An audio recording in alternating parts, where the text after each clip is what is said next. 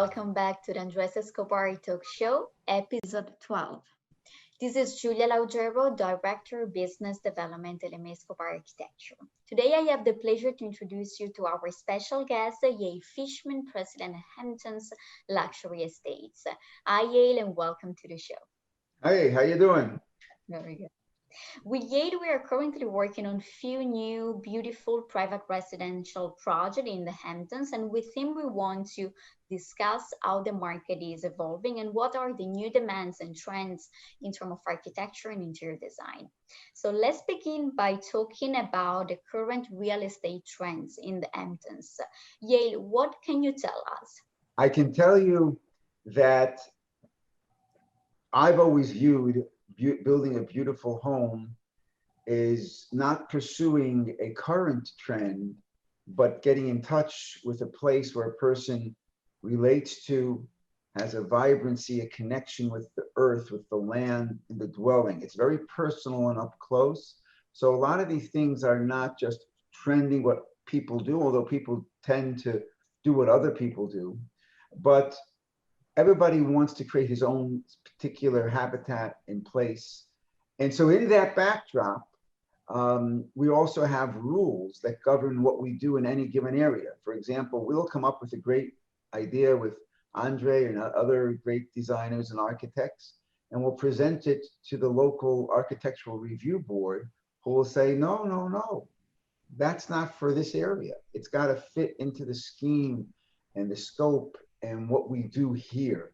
So a designer, architect, developer, builder all have to be aware of where they're operating in, what's the tone, what's the vibe of the area.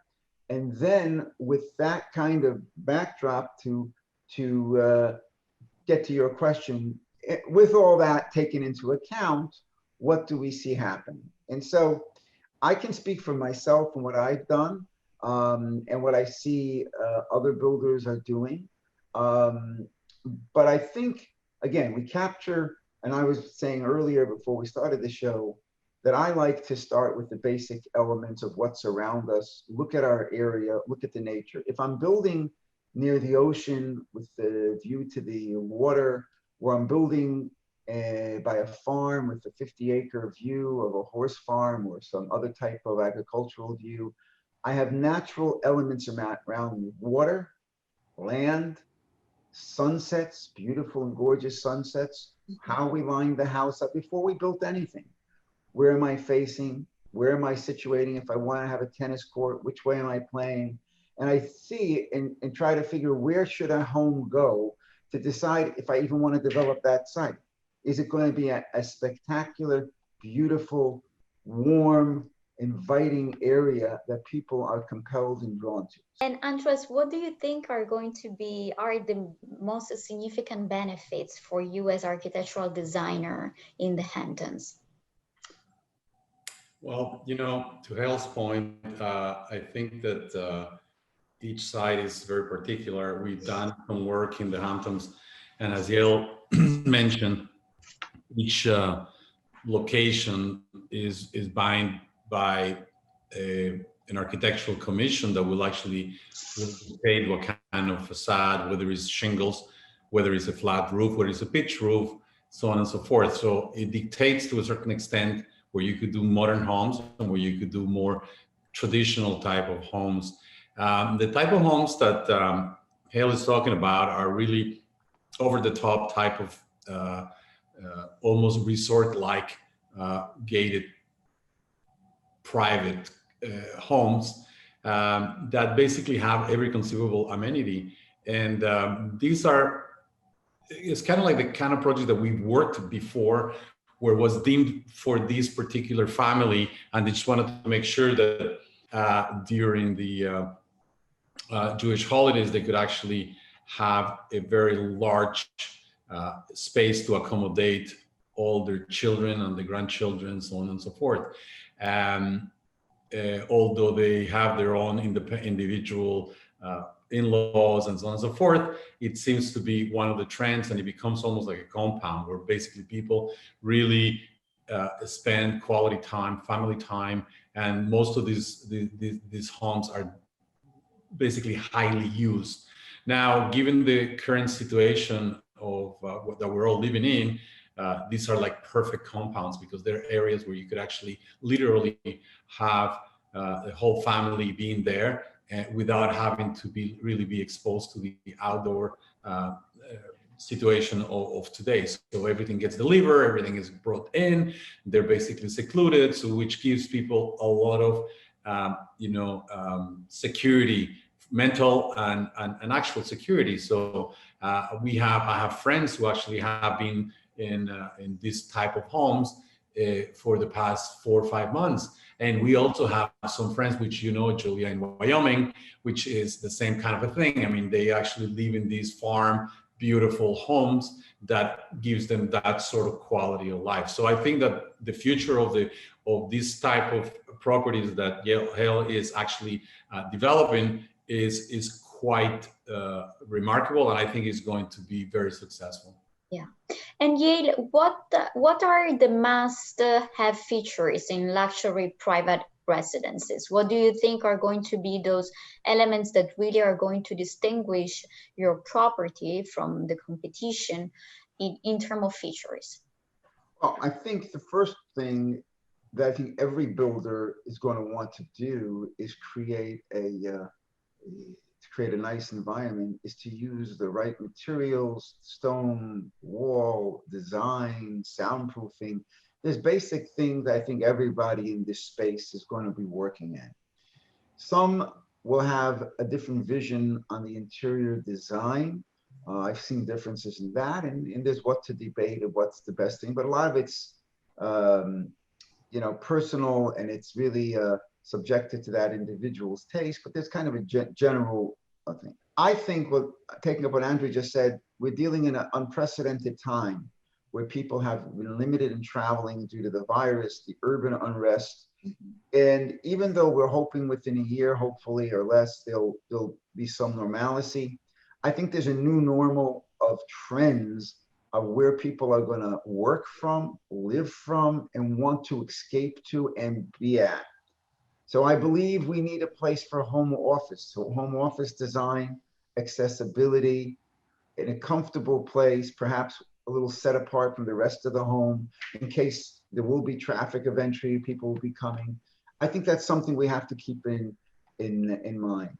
We'll also think of including safe room areas. Again, people like to be safe, extra safe, beside gated security cameras and even safe rooms. These are ideas that we are beginning to implement, and there's some discussion on. The other areas in terms of what we call amenities, I call it lifestyle enjoyment. You're in a home. We may be 2 hours away from other areas we need to go to work. We want to have, as was mentioned by Andre, a place for a family, whether it's a corporate retreat or a family retreat. We'll see people that have multiple levels of family, whether it's grandparents, parents, children, friends, girlfriends, boyfriends, whatever it is. There's always there's always people who want to come to this home.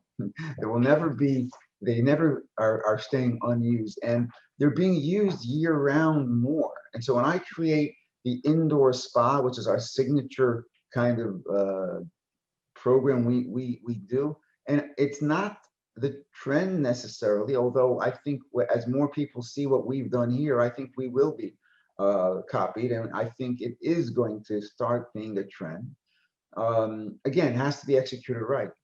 And Andres, a question for you. What are your main inspirations and what will be your ideal dream project in the Hamptons?